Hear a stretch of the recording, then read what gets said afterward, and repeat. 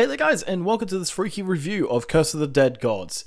Curse of the Dead Gods is a game developed by Past Tech Games and is an action game that tries to push the boundaries of the roguelike genre, where players develop weaknesses whilst they go further into the run. This game is currently in early access and will have more temples installed before the game fully releases. Now, my biggest concern about the game is that the game can't ever be completed.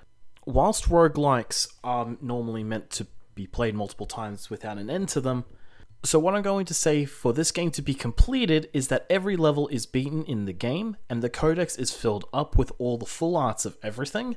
Now we'll get in how this story pans out.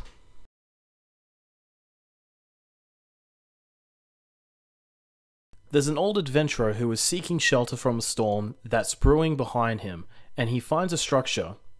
After going inside, he's trapped inside the temple and searches for its contents for a bit. After a while, he puts his hand on a door which initiates the curse of the temple and starts to consume him. He needs to fight his way out through monsters, traps, and the temple's champions to escape. Yeah, there isn't much of a story in this game. Lackluster is one adjective that comes to mind. Another is gimmicky? You know, character in a cursed ancient temple, must escape to survive, #movie tropes. However, where Curse of the Dead Gods needs to shine is its gameplay and aesthetics in some way, shape, and form.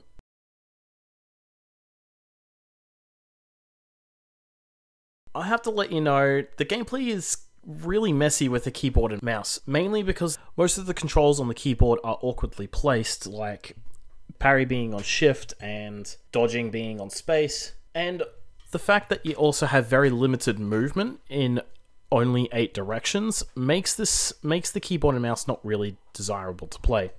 However, I recommend the game on controller since the game feels designed with the controller in mind. So how does the actual gameplay of the game work? Well, in the game, before you start your run, you get to choose some blessings. These are benefits that you can choose to have before the start of the run. They range from being able to take more damage to making terrain benefit you a bit better. During the run, you'll have to travel through rooms that will have monsters and traps, as well as rooms containing weapons and relics. Going through these rooms, you'll be able to select out of a choice of 3. The first being the most expensive but powerful, the worst being cheap but weaker, and the last one being the middle point of the two. Many of these weapons and relics will give you 3 different stats and strengthened weapons. These 3 stats are Constitution, which gives you maximum health, Dexterity, which gives you more weapon damage, and finally Perception, which allows you to obtain more gold. Weapons and relics can be re-rolled to get different or better versions with divine favors, which can be purchased after the runs are completed. Weapons and relics and stats can be bought with gold, which can be found in the temple. Weapons, relics, and stats can also be bought with corruption. This is where the game's main appeal comes into play. Interestingly, the corruption system must be balanced as it's obtained when passing through rooms, getting hit by certain enemies, and purchasing weapons, relics, or stats with the corruption. You have to be careful though, because if you get too much corruption, you'll be cursed. Curses are negative effects that hurt your character, and the more of them you have, the more likely you will lose a run. And if you gain the 5th and final curse, your character will be forced to lose the run if you don't play perfectly. The goal is to get to the last champion or boss of the temple, depending on what type of run, whether you have an easy exploration or a hard exploration, before you go to 0 hit points. Now, once you have died or beaten a run, you'll either have a choice of changing blessings, the type of run, or even the type of temple.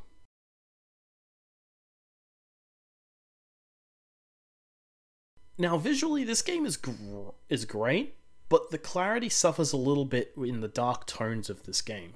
Different temples have different colors depending on where your run is. Green and red are colors for the serpent and the jaguar, respectively. The music can be a little bit uninspiring, unfortunately. Most of the tracks fit for the theme of the game, but there could have been some form of variation. Unfortunately, the game doesn't really have any ambient music when you're doing a run for the temple when there's no battle or other things that are happening, like opening up a chest or even activating a trap. I, however, like the designs of the temples. Dark lighting with the colors of the temple has an ominous feel, leaving players wondering what's lurking in the dark.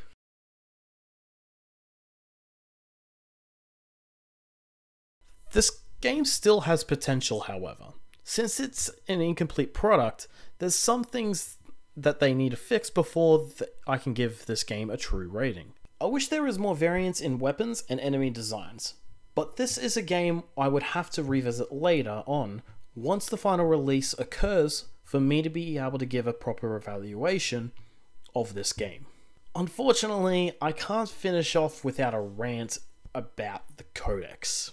I saw the codex for the first time, and I saw a cool way to beat the game with a couple of different challenges in certain temples, and one of them was offer up a certain amount of gold to unlock, and another make a certain amount of offerings at a temple to unlock an alternate art.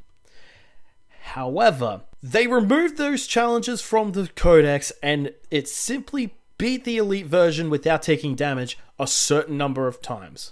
Why did you guys at Past Tech Games go, screw that, it's too much work to keep track of this, let's just let the player have a little bit of a sad accomplishment about making the journey throughout this game? This is criticism because it was a cool way to make gameplay interesting and forces you to play in different ways. I feel like Past Tech Games could have tried to make the codex a little more challenging to complete, rather than not take damage from an enemy to complete. The codex feels like it's telling you to play conservatively to complete, which sucks the fun right out. Curse of the Dead Gods is an early access game that puts a really big spin on the roguelike genre, with its curses bringing you down along the way. Whilst I personally enjoyed it and I have 42 hours played on the game, it got really tiring quickly after repeatedly doing the same temple again and again.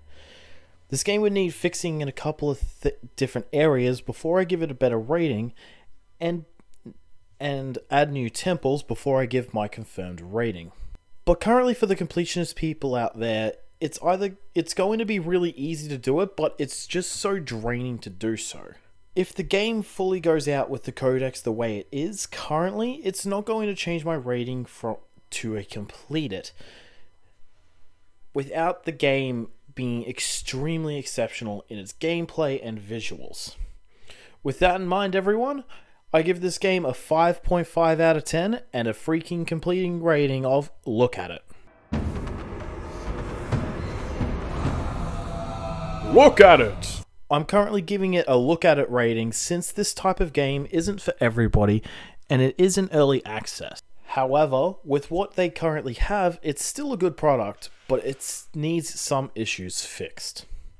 Now, this is the section for recommended games that you might enjoy if you liked Curse of the Dead Gods and you're looking for something new and a little bit different. The first game I will recommend is Dead Cells. Since this is the game closest to it, however, it is a finished product and that has a lot more versatile weapons. This game can be described as a roguelike Metroidvania.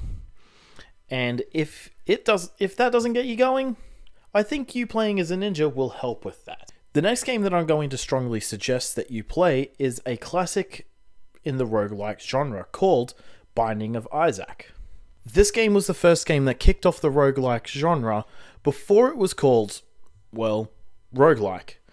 The game is a little bit wackier than both Curse of the Dead Gods and Dead Cells, but it is almost a staple to play if you haven't played it yet and you are a fan of the roguelike genre. And finally, a game that I currently have more than 800 hours on as of the recording is Slay the Spire. Slay the Spire is a card roguelike game that you take on, well, a spire, and go through a deck that progressively gets stronger as you climb higher on the spire. As a challenge, you can try going into the Ascension difficulties with either buffs to monsters, hinder you, or they just downright make the dungeon more dangerous to progress through. Well, that's all we have time for today, guys, so thank you guys for watching. Drop a like if you liked it, and subscribe for more of these freaky reviews and other LPs that'll come out, and I'll give you guys a preview of the next game that we'll be going through. I'll see you guys next time, and stay freaky!